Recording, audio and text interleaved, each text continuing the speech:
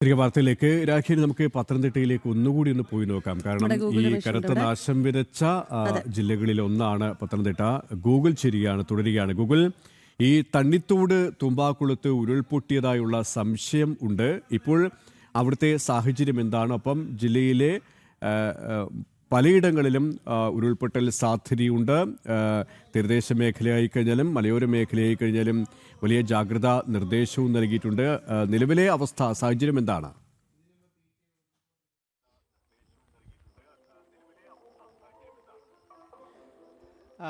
K P, നിലവിൽ ഈ റാന്നി കോന്നി മേഖലകളിലാണ് ഏറ്റവും കൂടുതൽ നാശനഷ്ടങ്ങൾ റിപ്പോർട്ട് ചെയ്തിരിക്കുന്നത്. പ്രധാനമായിട്ടും ഇപ്പോൾ റാന്നി മേഖലയിലേക്ക് NDRF സംഘം എത്തിയിട്ടുണ്ട് എന്നുള്ള വിവരം കൂടി നമുക്ക് ലഭിക്കുന്നുണ്ട്. രക്ഷാപ്രവർത്തനങ്ങൾ ഏകോപിപ്പിക്കുന്നതിന് വേണ്ടിയിട്ടാണ് NDRF സംഘം റാന്നിയിൽ ഇപ്പോൾ 7 മണിയോടുകൂടി എത്തിച്ചേർന്നിരിക്കുന്നത് എന്നുള്ള കാര്യം നമുക്ക് മനസ്സിലാക്കുവാനായിട്ട് സാധിക്കുന്നുണ്ട്. ഈ കൊക്കാത്തോട് ഭാഗത്താണ് ഉരുൾപൊട്ടിയിട്ടുള്ളത്. അതുമൂലം അവിടെ ആ ഭാഗങ്ങളിലുള്ള റോഡുകളിലേക്കടക്കം മണ്ണും ചെളിയും കല്ലും വലിയ ഉരുളൻ കല്ലുകളുമൊക്കെ വന്ന് വീണ് അവിടുത്തെ ഗതാഗതം പൂർണ്ണമായിട്ടും തടസ്സപ്പെട്ടിരിക്കുന്ന ഒരു സാഹചര്യം കൂടി നമുക്ക് മനസ്സിലാക്കുവാനായിട്ട് സാധിക്കുന്നുണ്ട്. ഒപ്പം പമ്പാ നദി പലയിടങ്ങളിലും കരകവിഞ്ഞിട്ടുണ്ട്. ആറന്മുള പോലെയുള്ള ഭാഗങ്ങളിൽ, ആറന്മുള സത്രക്കടവിലടക്കം റോഡിലേക്ക് വെള്ളം കയറുന്ന ഒരു സാഹചര്യം കൂടി എത്തിയിട്ടുണ്ട്. നമ്മളിപ്പോൾ ദൃശ്യങ്ങൾ കാണുന്നത് അച്ചൻകോവിലാറാണ്. അച്ചൻകോവിലാർ വലഞ്ചുഴി ഭാഗത്തെത്തുമ്പോൾ ഉള്ള ദൃശ്യങ്ങളാണ് നമ്മളിപ്പോൾ തത്സമയം കാണുന്നത്. വലിയ തടിയും മരങ്ങളും ഒക്കെ ഈ നദിയിലൂടെ ഒഴുകി വരുന്നത് നമുക്ക് കാണുവാനായിട്ട് സാധിക്കുന്നുണ്ട്. ഒപ്പം ഈ നദിയും പലയിടങ്ങളിലും കരകവിഞ്ഞിരിക്കുന്നതായിട്ടുള്ള കാഴ്ചകൾ കാണുവാനായിട്ട് സാധിക്കുന്നു.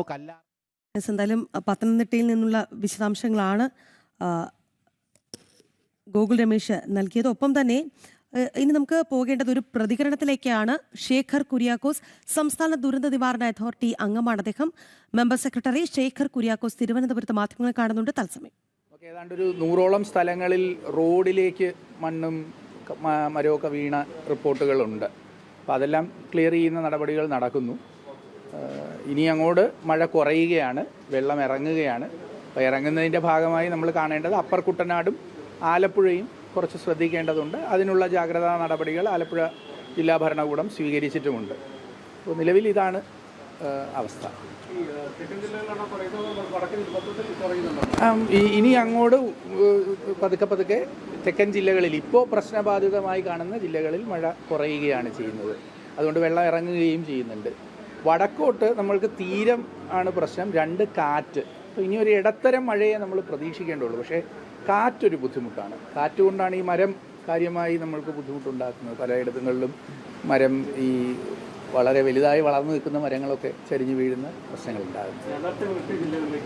അതെ, ഇനിയിപ്പോൾ പുതിയ അപ്ഡേറ്റ് വരണം. അപ്പം IMD ആയിട്ട് 8 മണിയാകുമ്പോൾ ഞങ്ങൾ സംസാരിക്കാം. നേരമായിരിക്കും അടുത്ത ഇപ്പോൾ ഏറ്റവും പുതിയ റഡാർ ചിത്രം അനുസരിച്ചിട്ടാണ് ഞങ്ങളിപ്പോൾ കാറ്റിൻ്റെ കാര്യം പറഞ്ഞത്. ഇപ്പോൾ IMD അറിയിച്ചതാണ്. അതെ അതെ ഈ നമ്മൾ ഇപ്പോൾ ഈ പ്രശ്നബാധിത പ്രദേശങ്ങളിൽ മഴ കുറയും. ഇന്നലെ രാത്രി പെയ്ത അളവിലുള്ള മഴ നമ്മളിപ്പോൾ ഇനി ഈ ജില്ലകളിൽ പ്രതീക്ഷിക്കുന്നില്ല. അപ്പോൾ നമ്മൾ ഇന്നലെ രാത്രി 302 മില്ലിമീറ്റർ മഴ കണ്ടു. ഞാൻ നേരത്തെ അത് സൂചിപ്പിച്ചിരുന്നു. പക്ഷേ വടക്കോട്ട് കുറച്ചും കൂടി ശക്തിപ്പെടും, കാരണം ആ കാറ്റങ്ങ് പോകുന്നതിൻ്റെ ഭാഗമായി. പക്ഷേ അതിനോടനുബന്ധിച്ച് തീരത്ത് കാറ്റിൻ്റെ ശക്തി കൂടുതലായിരിക്കും. ആ രീതിയിൽ വേണം പ്രതീക്ഷിക്കാൻ. വയനാട്ടിലോട്ട് ഇത് കുറച്ച് സമയം എടുക്കും എന്താണ് എന്നുള്ളതൊന്ന് മാനിഫെസ്റ്റ് ചെയ്ത് വരാനാണ്. ഇനിയിപ്പോൾ വെയിൽ വരുമ്പോൾ ഇതിലൊക്കെ വ്യത്യാസം ഉണ്ടാവും. 4 പേരായിരുന്നു. അതിൽ ഒരു മൃതദേഹം കിട്ടി എന്നുള്ള അറിയിപ്പ് വന്നിട്ടുണ്ട്. മറ്റു 3 പേരുണ്ട്. കൺഫേം ചെയ്യാതെ നമ്മൾ അത് മരണമെന്ന് പറയുന്നത് ശരിയല്ലാത്തതുകൊണ്ട്.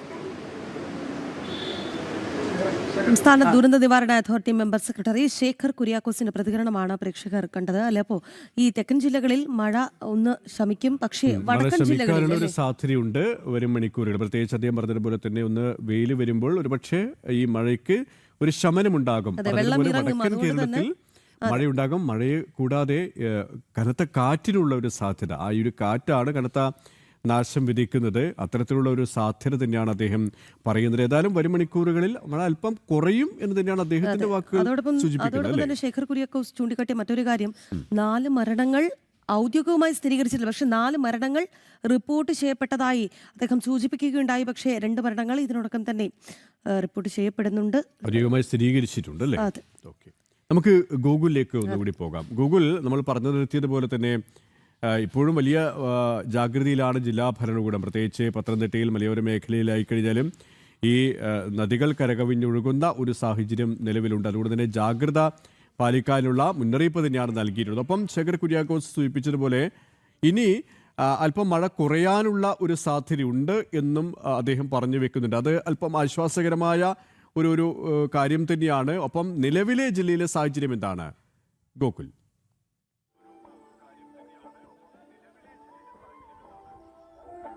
കെ പി, നിലവിലിപ്പോൾ രാവിലത്തെ ആദ്യ മണിക്കൂറുകളിൽ മഴയുടെ ശക്തി കുറഞ്ഞിട്ടുണ്ട് എന്നുള്ളതാണ് ഏറെ ആശ്വാസം നൽകുന്ന ഒരു കാര്യം. പക്ഷേ എങ്കിൽ പോലും ഇടവിട്ട് മഴ ചാറിക്കൊണ്ടിരിക്കുന്ന ഒരു സാഹചര്യം കൂടിയിട്ടുണ്ട്. പൂർണ്ണമായിട്ടും മഴ നിലച്ചു എന്ന് നമുക്ക് കാണുവാനായിട്ട് സാധിക്കുന്നില്ല. ശക്തി കുറഞ്ഞിട്ടുണ്ട്. എന്തായാലും ഇന്നലെ രാത്രി ഒരു 12 മണിയോടുകൂടിയൊക്കെ തന്നെ അതിശക്തമായിട്ടുള്ള മഴയാണ് ജില്ലയിൽ പെയ്തിറങ്ങിയത്. പ്രത്യേകിച്ച് ഈ കോന്നി കൊക്കാത്തോട് മേഖലകളിലൊക്കെ തന്നെ പെയ്ത മഴയിലാണ് ഈ ഉരുൾപൊട്ടലടക്കം ഉണ്ടായിരിക്കുന്നത്. തൂമ്പാകുളത്താണ് ഉരുൾപൊട്ടൽ ഉണ്ടായിരിക്കുന്നത്. ആ ഭാഗങ്ങളിൽ നിന്നുള്ള ആളുകളെയൊക്കെ ഇപ്പോൾ മാറ്റി പാർപ്പിക്കുന്നതിന് വേണ്ടിയിട്ടുള്ള നടപടികൾ ജില്ലാ ഭരണകൂടം ആരംഭിച്ചിട്ടുണ്ട്. റാന്നി മേഖലയിലും ആളുകളെ മാറ്റിപ്പാർപ്പിച്ച് തുടങ്ങിയിട്ടുണ്ട്. 100ഓളം വീടുകളിൽ വെള്ളം കയറിയിട്ടുള്ളതായിട്ടാണ് നമുക്ക് ലഭിക്കുന്ന വിവരം. ഒപ്പം ഈ നദീതീരങ്ങളിൽ താമസിക്കുന്നവരും മലയോര മേഖലകളിൽ താമസിക്കുന്ന ആളുകളും ജാഗ്രത പാലിക്കണമെന്നുള്ള നിർദ്ദേശവും ജില്ലാ ഭരണകൂടത്തിന്റെ ഭാഗത്ത് നിന്ന് നൽകുകയും ചെയ്തിട്ടുണ്ട്. നദികൾ മിക്കവയും കരകവിയുന്ന ഒരു സാഹചര്യത്തിലേക്ക് കാര്യങ്ങൾ എത്തിയിരിക്കുന്നു.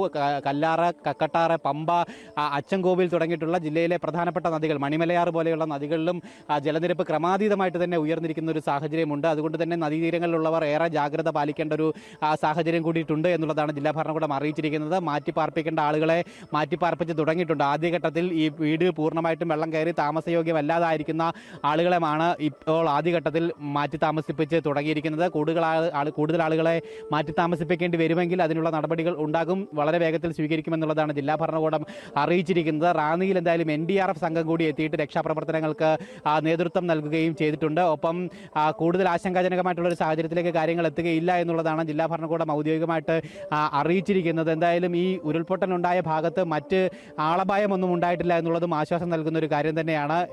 എങ്കിൽ പോലും ആ ഭാഗങ്ങളിലൊക്കെ ഗതാഗത അടക്കം പൂർണ്ണമായിട്ടും തടസ്സപ്പെട്ടിട്ടുണ്ട്. വൈദ്യുതി ലൈനുകൾ പൂർണ്ണമായിട്ടും താറുമാറായതുകൊണ്ട് തന്നെ വൈദ്യുതി ബന്ധം പൂർണ്ണമായിട്ടും നിലയ്ക്കപ്പെട്ട് കിടക്കുന്ന ഒരു സാഹചര്യം കൂടിയിട്ട് ഉണ്ട്. വൈദ്യുത പോസ്റ്റുകളടക്കം റോഡിലേക്കൊക്കെ കടപുഴകി കിടക്കുന്ന ദൃശ്യങ്ങൾ നമുക്ക് കാണുവാനായിട്ട് സാധിക്കുന്നുണ്ട്.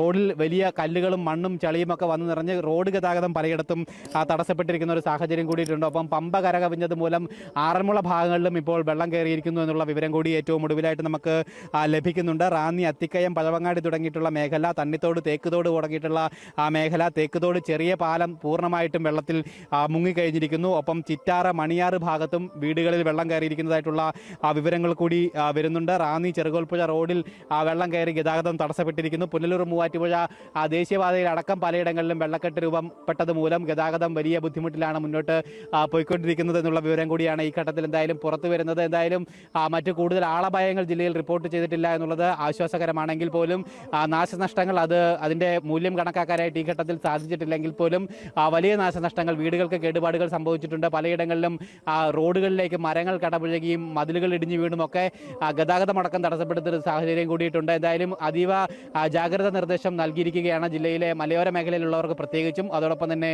നദീതീരങ്ങളിൽ താമസിക്കുന്ന ആളുകൾക്കും. ഒപ്പം ജില്ലയിലെ വിദ്യാഭ്യാസ സ്ഥാപനങ്ങൾക്ക് പൂർണ്ണമായിട്ടും ജില്ലാ കളക്ടർ അവധി പ്രഖ്യാപിക്കുകയും ചെയ്തിട്ടുണ്ട്. കളക്ടറുടെ നേതൃത്വത്തിൽ കളക്ടറാണ് രക്ഷാപ്രവർത്തനങ്ങൾ ഏകോപിപ്പിക്കുന്നത് എന്നുള്ള വിവരം ഔദ്യോഗികമായിട്ട് നമുക്ക് അറിയുവാനായിട്ട് സാധിക്കുന്നുണ്ട്. ഒപ്പം NDRF സംഘം കൂടി ജില്ലയിലേക്ക് എത്തിച്ചേരേണ്ട ഒരു സാഹചര്യത്തിലേക്ക് റാന്നിയിൽ കാര്യങ്ങൾ മാറിയിട്ടുണ്ട്. അവിടെ NDRF സംഘങ്ങൾ എത്തി അവിടെയുള്ള ആളുകളെ മാറ്റിപ്പാർപ്പിക്കുന്ന അടക്കമുള്ള രക്ഷാപ്രവർത്തനങ്ങൾക്ക് നേതൃത്വം നൽകുന്നു എന്നുള്ള വിവരങ്ങൾ കൂടിയാണ് ഈ ഘട്ടത്തിൽ നമുക്ക് ലഭിക്കുന്നത്. എന്തായാലും എല്ലാ നദികളിലും ജലനിരപ്പ് ക്രമാതീതമായിട്ട് ഉയർന്നിരിക്കുന്ന കാഴ്ചയാണ് നമുക്ക് രാവിലെ തന്നെ കാണുവാനായിട്ട് സാധിക്കുന്നത്. എന്തായാലും കോട്ടയത്തും സ്ഥിതി വ്യത്യസ്തമല്ല. പത്തനംതിട്ടയിൽ നിന്നുള്ള വിശദാംശങ്ങളാണ് ഗോകുൽ നൽകിയത്. ഇനി മിഥുൻ മുരളിയിലേക്ക് നമുക്ക് പോകാം. ഈ കോട്ടയത്തേക്ക് വന്നു കഴിഞ്ഞാൽ അവിടെ എരുമേലിയിൽ സ്ഥിതി സങ്കീർണമാണ്. ഒപ്പം തന്നെ ഈ പൂഞ്ഞാറിൽ അവിടെ ഉരുൾപൊട്ടൽ ഉണ്ടായിട്ടുണ്ട്. പയ്യാനിത്തോട്ടത്തിൽ അവിടെ ഒരു വീട് ഒലിച്ചു പോയിട്ട് 2 പേരെ കാണുവാനില്ല എന്ന ഒരു വിവരം മിഥുൻ മുരളി നേരത്തെ പങ്കുവച്ചിരുന്നു. മിഥുൻ, ആ 2 പേർക്കായിട്ടുള്ള തെരച്ചിൽ ഇപ്പോഴും പുരോഗമിക്കുകയാണോ? എന്താണ് ജില്ലയിലെ മറ്റ് സ്ഥിതി?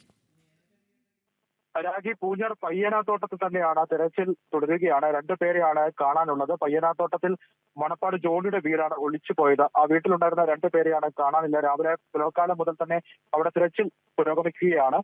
വീട് പൂർണ്ണമായും ഒലിച്ചുപോയ അവസ്ഥയിലാണ്. ഇന്നലെ അർദ്ധരാത്രി ഉണ്ടായ ഈ ഉരുൾപൊട്ടലിലാണ് ഈ വാർക്ക വീടിന് മുകളിലേക്ക് കല്ലും മണ്ണും വന്ന് പതിച്ചത്. ഇവരെ രക്ഷപ്പെടുത്താനുള്ള ശ്രമങ്ങൾ ഇപ്പോൾ തുടരുന്നു. മറ്റു ഭാഗങ്ങളിൽ ഈ മുണ്ടക്കയം ഭാഗം, ഒപ്പം തന്നെ കുട്ടിക്കൽ ഭാഗം, ഈ ഭാഗങ്ങളിലാണ് ഉരുൾപൊട്ടൽ ഉണ്ടായിരിക്കുന്ന മറ്റു പ്രദേശങ്ങൾ. ഈ പ്രദേശങ്ങൾ കേന്ദ്രീകരിച്ചും വലിയ രീതിയിലുള്ള രക്ഷാപ്രവർത്തനം നടക്കുന്നുണ്ട്. ഈ ഭാഗങ്ങളിലുള്ള മറ്റ് സമീപ പ്രദേശങ്ങളിലെ വീടുകളിലെ ആളുകളെ മാറ്റി പാർപ്പിക്കുന്നതടക്കമുള്ള കാര്യങ്ങളാണ് ഈ പ്രദേശത്ത് ഇപ്പോൾ പുരോഗമിച്ചുകൊണ്ടിരിക്കുന്നത്. പരമാവധി ആളുകളെ ഇവിടെ നിന്നും മാറ്റി പാർപ്പിക്കാനാണ് ജില്ലാ ഭരണകൂടം സുരക്ഷാ ഉദ്യോഗസ്ഥർ ശ്രമിച്ചുകൊണ്ടിരിക്കുന്നത്. കൂട്ടിക്കൽ, മുണ്ടക്കയം, മൂന്നിലവ്, ഈ പൂഞ്ഞാറുള്ള ഈ പ്രദേശം എന്നിവിടങ്ങളിലാണ്, പൂഞ്ഞാർ, പയ്യനാപടി എന്നിവിടങ്ങളിലാണ് ഈ വലിയ രീതിയിലുള്ള ആശങ്കപ്പെടുത്തുന്ന സാഹചര്യം ഇന്നലെ രാത്രി തുടർച്ചയായി ഉണ്ടായിരിക്കുന്ന മഴയിൽ സംഭവിച്ചിരിക്കുന്നത്. വിവിധയിടങ്ങളിൽ റോഡുകളിലേക്ക് വെള്ളം കയറിയിരിക്കുന്നു. ഗതാഗതം പൂർണ്ണമായും സ്തംഭിച്ചിരിക്കുന്നു. പാലാ നഗരം വെള്ളത്തിലായിരിക്കുന്നു. ഈരാറ്റുപേട്ട നഗരം വെള്ളത്തിലായിരിക്കുന്നു. എരുമേലി വെള്ളത്തിലായിരിക്കുന്നു. മുണ്ടക്കയം, കുമളി റോഡ് പൂർണ്ണമായും സ്തംഭിച്ചിരിക്കുന്നു. ഗതാഗതം സ്തംഭിച്ചിരിക്കുന്നു. പൂഞ്ഞാറിൽ കടകമ്പോളങ്ങളിലടക്കം വെള്ളം കയറിയിരിക്കുന്നു. പൂഞ്ഞാർ സഹകരണ ബാങ്ക് അടക്കം വെള്ളത്തിൽ മുങ്ങിയിരിക്കുകയാണ്. പൂഞ്ഞാർ, ഈരാറ്റുപേട്ട മേഖലകളിലെ, പാലാ മേഖലകളിലെ കടകമ്പോളങ്ങളിൽ വെള്ളം കയറി സാധന സാമഗ്രികൾ നശിച്ചിട്ടുണ്ട്. അങ്ങനെ വിവിധ ഇടങ്ങളിൽ വലിയ രീതിയിലുള്ള ആശങ്കപ്പെടുത്തുന്ന സാഹചര്യങ്ങളാണ് ഉണ്ടായിരിക്കുന്നത്. ഇന്ന് പുലർച്ചെയും കിഴക്കൻ മലയോര മേഖലകളിൽ, കോട്ടയം ജില്ലയുടെ മുണ്ടക്കയം, കൂട്ടിക്കൽ അടക്കമുള്ള മേഖലകളിൽ, പാലാ, ഈരാറ്റുപേട്ട, പൂഞ്ഞാർ മേഖലകളിലെല്ലാം ശക്തമായ മഴ തുടരുന്നു എന്നുള്ളതും ആശങ്ക ഉണ്ടാക്കുന്നുണ്ട്. അതുകൊണ്ട് പരമാവധി ആളുകളെ ഇവിടെ നിന്നും മാറ്റിപ്പാർപ്പിക്കുന്നതിനുള്ള നടപടികളാണ് ജില്ലാ ഭരണകൂടത്തിന്റെ സുരക്ഷാ ഉദ്യോഗസ്ഥരുടെ ഭാഗത്തു നിന്നെല്ലാം ഉണ്ടാകുന്നത്. ഫയർഫോഴ്സും മറ്റും ഈ ഭാഗങ്ങൾ കേന്ദ്രീകരിച്ചുകൊണ്ട് പരമാവധി ആളുകളെ മാറ്റിപ്പാർപ്പിക്കുന്നതിനുള്ള ശ്രമങ്ങൾ നടക്കുന്നു. ഈ കൊടുങ്ങൂർ ഭാഗത്തും വീടുകളിൽ വെള്ളം കയറിയിട്ടുണ്ട്. കൊടുങ്ങൂർ ഭാഗത്ത് വീടുകളുടെ ടെറസിന് മുകളിൽ കയറി ആളുകൾ അഭയം പ്രാപിക്കുകയായിരുന്നു. ഈ വീടുകളിൽ നിന്നും ആളുകളെ രക്ഷാപ്രവർത്തനം നടത്തി മാറ്റുന്നതിനുള്ള ഫയർഫോഴ്സ് ഉദ്യോഗസ്ഥർ ഈ ഭാഗങ്ങളിൽ സജീവമായി പ്രവർത്തിക്കുന്നുണ്ട്. അങ്ങനെ വിവിധ ഇടങ്ങളിൽ വലിയ രീതിയിലുള്ള ആശങ്കപ്പെടുത്തുന്ന സാഹചര്യം തുടരുന്നു എന്നുള്ളതാണ് പറയുന്നത്. ഇപ്പോൾ എന്തായാലും ആശങ്കയുണ്ടാക്കുന്ന മറ്റൊരു കാര്യം, പൂഞ്ഞാറിലെ ഉരുൾപൊട്ടൽ ഉണ്ടായിരിക്കുന്ന പ്രദേശത്ത്, വീട് ഒലിച്ചു പോയിരിക്കുന്ന ആ പ്രദേശത്ത് ഉള്ള അവസ്ഥയാണ്. അവിടെ പയ്യനാത്തോട്ടത്തിൽ ഉരുൾപൊട്ടി വീട്, നേരത്തെ സൂചിപ്പിച്ച ആ പ്രദേശം കേന്ദ്രീകരിച്ചുകൊണ്ടുള്ള വലിയ രീതിയിലുള്ള രക്ഷാപ്രവർത്തനം പുരോഗമിച്ചുകൊണ്ടിരിക്കുകയാണ്. നടപടിക്രമങ്ങൾ ഏകോപിപ്പിക്കുന്നുണ്ട് എന്നാണ് ജില്ലാ കളക്ടറും മറ്റും അറിയിച്ചിരിക്കുന്നത്. മീനച്ചിൽ താലൂക്ക് ഓഫീസിൽ യോഗം ചേർന്നിട്ടുണ്ട്.